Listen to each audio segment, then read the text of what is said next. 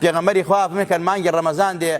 چوار شت هەیە بەڕاستی چوار خەسڵەتی خێری ئەم چوار خەسڵەتە خێریە ئومەتەکەم ئەبێ بەڕاستی ئاگایان لێ بێ دوانیان خوا لە خۆتان ڕازیەکەن پێی دوانیشان بەڕاستی ئێوە خۆتان محتاجن پێی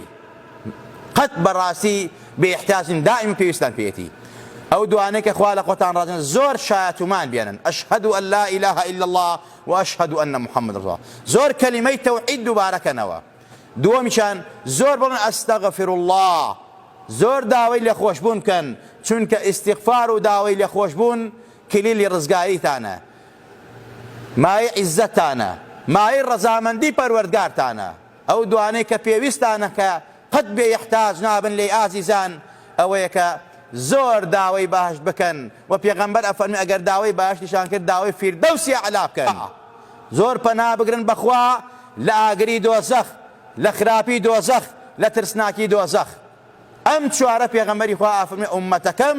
پێویستیانە ئەو دوانیان خوا لە خۆتان ڕازیەکەن ئەم دوانەیشان بەڕاستی بۆ خۆتانە و بۆ سەعادەت و بەختەوەری قیامەتی خۆتانە